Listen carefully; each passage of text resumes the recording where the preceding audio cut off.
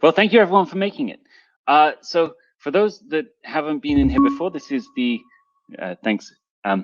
This is the Arweave Gather Town. The idea here is essentially like a kind of a physical physical emulation place in cyberspace, so we can talk to each other and have small group conversations, and it sort of feels natural like it does in physical space, and you don't end up with 30 people trying to have a conversation across Zoom, which never really works.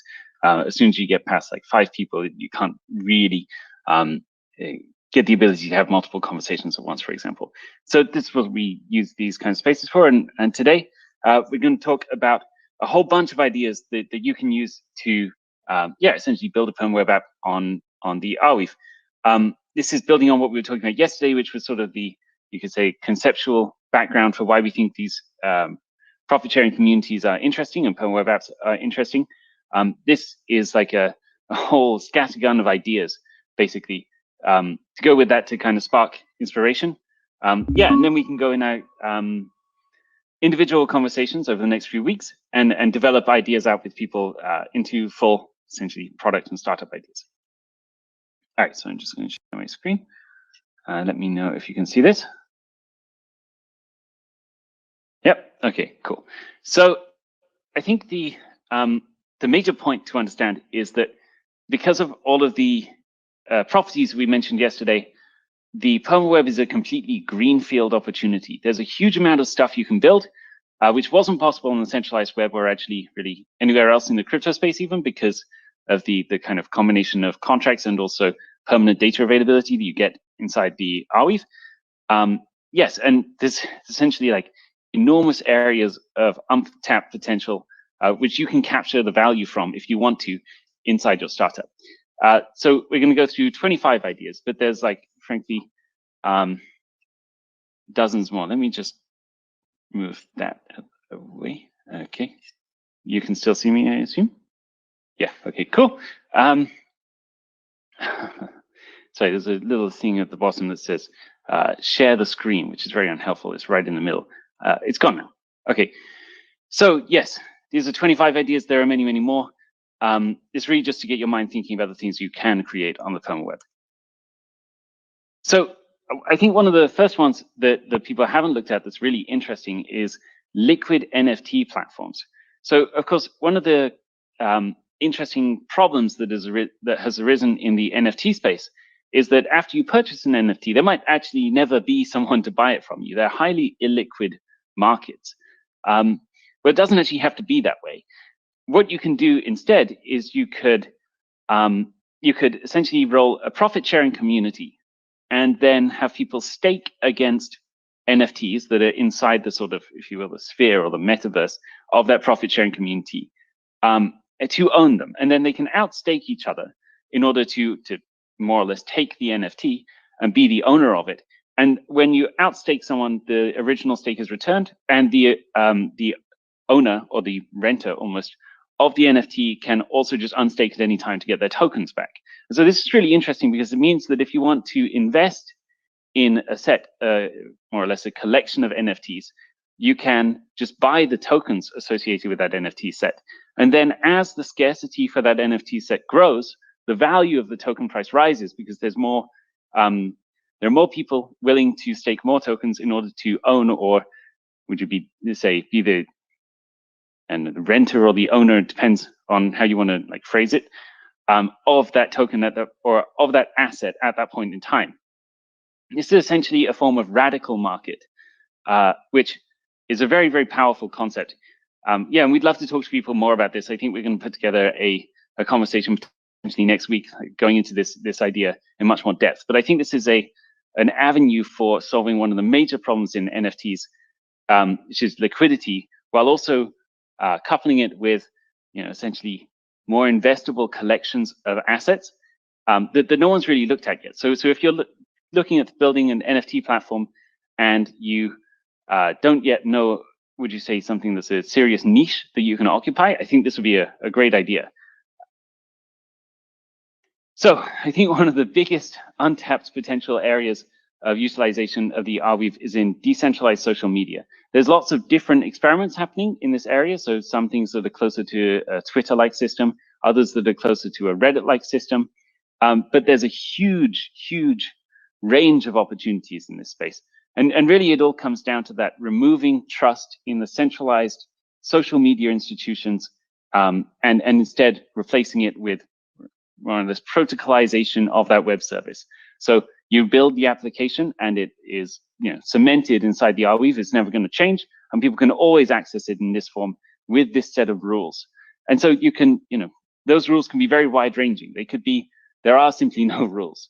And then it's down to the Arweave node operators to decide if they mirror content or not, and the users to decide which gateway to use, which allows them to essentially see a different view on the application. So you might have a conservative gateway that doesn't allow the use of, for example, swear words, and then you would see a different form of the application. So the same application, but none of the content that contained those words from that gateway, and then a more liberal gateway which did contain those words, or content containing those words. Yes, so you could have a system like that that delegates the content moderation to essentially gateways and subsequently users who choose which gateway to see a different application or different version of the application, different world. Or you could have a system whereby there's a DAO inside at the either community level. So this would be if you have a Reddit-like system, for example. Decentralised is doing this. A Reddit-like system, you can have each subreddit has its own token and community, and then they can vote on what it is that they want their content moderation policy to be. People stake tokens in order to take part, and they can have those tokens slashed if they're being a nuisance. Or you can have it at the level of the application itself. So there'll be a Twitter-wide, if you will, content moderation policy, which everyone could vote on and change. So there's a whole range of different ways to re-democratize access to the power and control in social media applications on top of this system. It's an enormous untapped market, I think, and it really solves one of the fundamental problems that society is trying to grapple with right now. So we are very, very keen to see more experiments in this area and to back people working on that. IPFS bridge profit sharing community. So one of the big uses of Arweave right now is to bridge content into IPFS. So you would essentially either take the content from IPFS, put it in an Arweave transaction, which has a special tag type, IPFS add, and then that gets picked up by these special nodes in the Arweave network that then essentially repin that data inside IPFS so that other people can see it. Back inside the IPFS network. Or alternatively, you just publish directly to Arweave and then have it pinned inside the IPFS network. So this is a system that lots and lots of people are using, but right now it's more or less unincentivized. So it's depending on the goodwill of people, just doesn't take many, but just one or two people to run IPFS bridges inside the Arweave network. It would be cool to see a profit sharing community that expands on this and says, okay, well, we can actually have staked token or staked nodes, which are required to pin certain data from the Arweave data set. And if you want those people to expose that data inside IPFS, as well as it being stored in Arweave, then you also have to pay some tokens in this IPFS bridge profit sharing community. So I think there's a big opportunity there. There's already a well-established user base for that system as well. So it's a pretty powerful one. Okay, disintermediated podcasting applications. One of the areas where we've been seeing a sort of uptick in, again, questions around content moderation is in the podcasting space. And there's actually a sort of very significant podcaster that reached out and asked if anyone in the Arweave community was interested in building a podcasting app because they were able to use it and have censorship-resistant access to their audience. Because of course, if you're building any sort of social media presence like this, when you do it inside a platform, you're building up an audience, and your access to that audience is of course intermediated by the centralized company, and so you must stay on the good side of the centralized company. And who knows what that will require, in order to continue what is essentially your business model. So this is a major problem. And RSS3, which is another project that's essentially building a new version of the RSS protocol, which is kind of updated from the modern day and really focused on social media applications, are very eager to co-invest with us in Arweave decentralized podcasting applications. So yeah, very keen to talk to people about more of the details on that and get them in touch with the RSS3 folks as well. Yeah, if it's something that's relevant to people. So another area that might be interesting is Weavemail. Weavemail is a decentralized emailing system or email-like system on top of the Arweave, where you can send messages between addresses, essentially. So it's useful because you can associate those messages atomically with either payments or with people that are taking part in payments. So, you know, if there's a miner in the network, for example, you can just send a Weavemail to them. And now you have a communication channel. Or if there's someone that's part of a DAO, they might be pseudonymous. You don't know their actual name, but you can always send a Weavemail. You can also send tokens atomically with these mails. So there's a whole bunch of reasons this is really interesting. A big step up from the distributed but not decentralized messaging system from what, 1970s, I guess, SMTP came around. Anyway, very, very old protocols, which are concerningly becoming more and more embedded inside centralized companies. So if you use Gmail nowadays, you notice that there are actually features that Gmail offers when you're emailing someone else that is using Gmail. And in the background, what they're doing is they're not even transferring any packets via SMTP. They're just sending a record in a database, and they can more or less, you know, change the features and the likes as they wish. And obviously that means remove features or add your, well, essentially spyware of whatever form, privacy breaking, more or less code paths to the processing of your messages. And so we really need to re-protocolize this situation before it becomes even more centralized. I think there's a big opportunity for someone to take that up. Big opportunity is the phrase of the day, I think.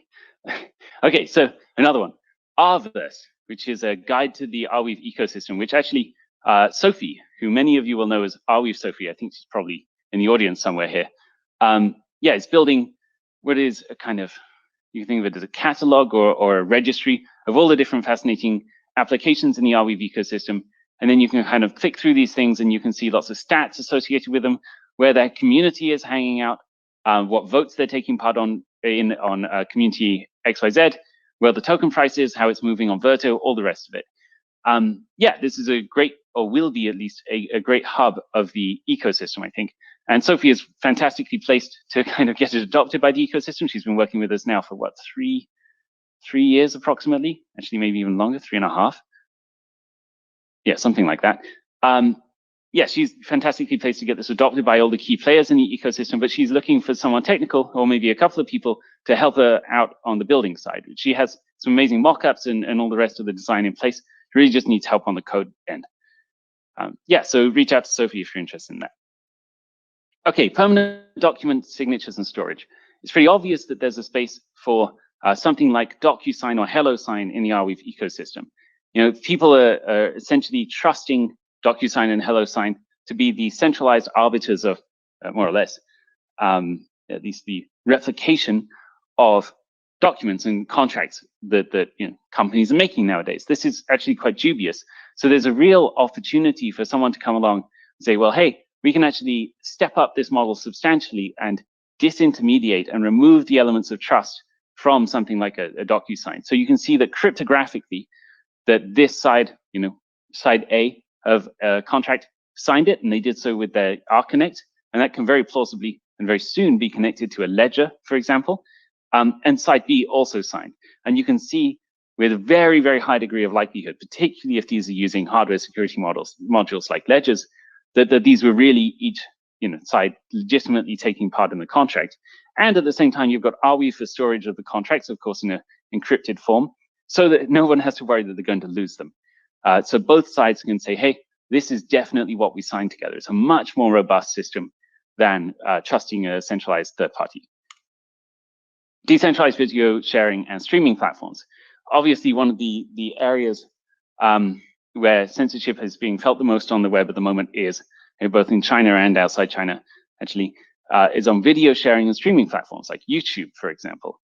So if you were to have spoken about the potential that coronavirus might have come from a lab on YouTube mid last year, there was a reasonably high likelihood that your video would have been blocked, and potentially your whole channel would have been taken down if you do this a number of times in a row. And now, of course, it's sort of mainstream opinion in society that while we don't know where the coronavirus came from, it is reasonably possible, or at least we can't rule out that it came from a lab. And so it's pretty clear that this is a speech act that should not be punished or removed from a video sharing application. And we think in the Arweave team, I think, and in the ecosystem, that in order to have well-functioning societies and democracies particularly, we're going to have the ability for people to say things that others don't necessarily agree with, so that we can kind of, would you say, discuss the possibilities and then come to consensus. And that is a necessary part of the process of running society. And if we don't have that ability to speak reasonably freely, at least, then we put our societies at risk long term, I think. So making sure that we can have kind of discussion platforms using videos on the PermaWeb would be an amazing thing. I think people are crying out for this. It's so clear if you just listen. From both sides of the political spectrum, for what it's worth, in the US at least, there are problems all over the place here, and they can be solved by having a web application where you don't need to trust a company to run it. You can, of course, embed content moderation policies here, and I think it would be sensible to have a DAO, essentially maintaining, so a community, maintaining a blacklist of the type of content that they're not going to allow onto the system or show to users. And that I think is something that's very achievable, and you can do without enforcing major political censorship, more or less. Decentralized blog publishing. There was a big push a while ago. Well, actually, during the early stages of adoption, Medium was extremely cool, people thought. It was amazing. Everyone started posting on Medium. Now we have this blogging platform that's smooth. It's kind of shiny, sleek. Everything about it is great, and it's free, right? But then suddenly one day Medium came along and they said, oh, well, actually now we're going to paywall access to some of your content. And that's suddenly how they start to make money. And if we think back to yesterday's conversation about, about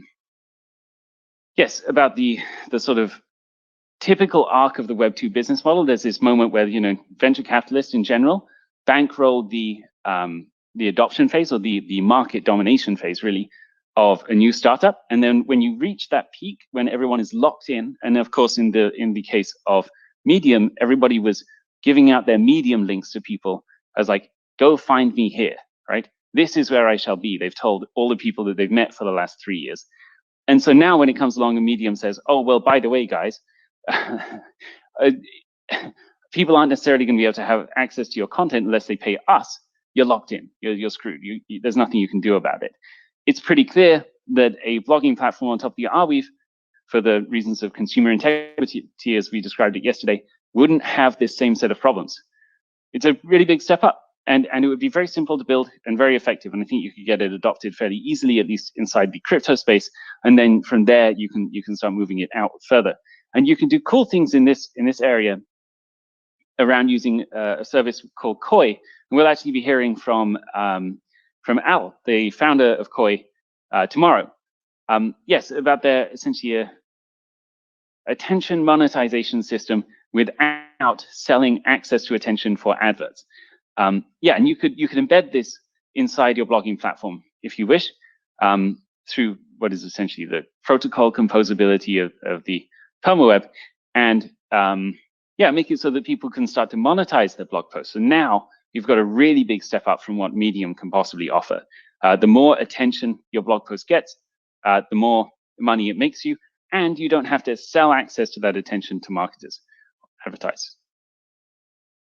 Okay, this one's a little bit strange if you don't understand the the context for it, but universal permanent awareness tools. So there's an interesting movement on the internet that started around 2012, 2013 for universal awareness. You can see a kind of example of this if you go to liveuamap.com, I believe it is, which is essentially a stream of information about things that are happening in, I think, a fair to be described as hotspots in the world. This is an important thing happening.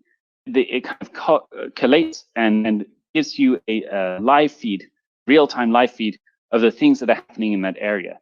Well, a lot of amazing records of history are going through those systems now. There are quite a few of those different websites. If we could just scrape up that information and store it into a historical record, that would be amazing. And much further, we can expand it out, and we can say, well, when, for example, protests are happening in Turkey or in Iran, perhaps, although live streaming is much less likely to occur in Iran, but Hong Kong would be another example. When these protests are happening, there are live streams everywhere. But amazingly, those live streams, a lot of them just get lost. And so these are critical records of history that are just going into the dustbin. It'd be amazing if we had a tool where we could say, okay, it's a map. I want to draw an area around downtown Hong Kong. And I want to say, hey, please suck up all of the frames of all of the videos you can find from Snap Maps and all the other places of Facebook right now in this area, and put them on the Arweave so that they're verifiably timestamped and censorship resistant. There's countless records of all sorts of things, police brutality included, that are happening on these live streams, and we can make permanent records of them so that people can evidence what happened in the past, in the future, if we can just build a set of tools to do this. There's a whole bunch more, I think, that you can do in this area, but in general, this sort of open source intelligence tooling on top of the PermaWeb makes a lot of sense, and no one's looked at it yet. Okay, decentralized matrix network. So I have a theory that the day that Slack eventually gets hacked will be the day that business in Western societies kind of halts for a few weeks. In the same way that I think when the Cablegate leaks happened from WikiLeaks back in 2012, the process of diplomacy around the world, at least centered on America, slowed to a halt. It was a complete mess, a disaster for a long time. And that's because, the reality of the world is that many companies, they have internal discussions across these networks that they don't necessarily want everyone in the world reading. And it's just the nature of things. When that leaks en masse, it's going to be a mess. It's a disaster waiting to happen. So we can use a system called Matrix, which is more or less a decentralized, or rather a distributed or self-hosted chat service, which exposes interfaces that look a little bit like Discord or Slack to make an improvement on this, or a sort of a meta version, if you will, which creates a decentralized network out of that, of staked nodes in a profit-sharing community on top of the PermaWeb. So you can say, okay, I'm going to rent my Matrix instance, from some random person, and they're staked such that they should maintain my Matrix instance, and so they're not going to stop running it or lose the data or what have you. But also they can't see that data because it's end-to-end encrypted. And so we can just remove this point of centralization and massive risk in the business world. And this is one of those projects that, might see a lot of adoption in the crypto space early because people really want something like this. But then the day that we get this, fundamental catastrophic problem with the centralized version, everyone is suddenly going to be looking for something that doesn't suck. And if you're in the right place, then that I think is a great opportunity. Open source package managers. So when you are depending on code inside your projects, you're essentially deferring trust to an individual who is the maintainer of that package, and the person that serves it to you, for that matter, not to change the contents to something malicious. So the obvious example of this was, I think, something like a few 100,000 JavaScript packages from the NPM sort of ecosystem depended on this package called leftpad, which just removed the left padding, so the spaces and tabs, from a string. And then one day, the maintainer of leftpad just came along and deleted it, and everything broke. It was crazy. Well, obviously, that shouldn't be the way that the world works. So we can improve on this, we think, by having open source package managers on the PermaWeb, where you can pull in code from the network and have it run in your system in a reliable way. You don't need to worry that it's going to disappear, and you don't need to worry that it's going to change. The code is now immutable and permanently available. Obvious step up. Nestland led the way with deploying such a system, which was led by Tate and crew, who now operate Verto and also Kive. Yes, they led the way on this, and they managed to get very significant pickup of their decentralized package manager inside the Dino ecosystem. At one point, they had like 10 to 20% market share or something like this. I'm not sure what it stands at today, but like that at least proves the model is kind of out there and workable. All right, so those were 25 different ideas for things you could build on top of the PermaWeb. I hope that was helpful. And there's basically billions of other things out there. I think one obvious point to make is that because the functionality offered by PermaWeb applications that are operated by profit-sharing communities, it's a sort of it's a revolutionary leap in the structure of products. And so actually, if you're stuck for something to build, you could just look at all the things you like about the centralized web and build a decentralized, permanent, profit-sharing community-backed version of it on top of Arweave, and you'll build something that's 10x better for the user. So there's just like a monumental amount of opportunity available. All right, that's my spiel. Thanks, guys. Yeah, I'm excited to chat to you all in the I'm not sure what we call it nowadays, coffee and break room, whatever it is. We go out the door to the left over here. Yeah, I'll see you all there. Thanks, everyone.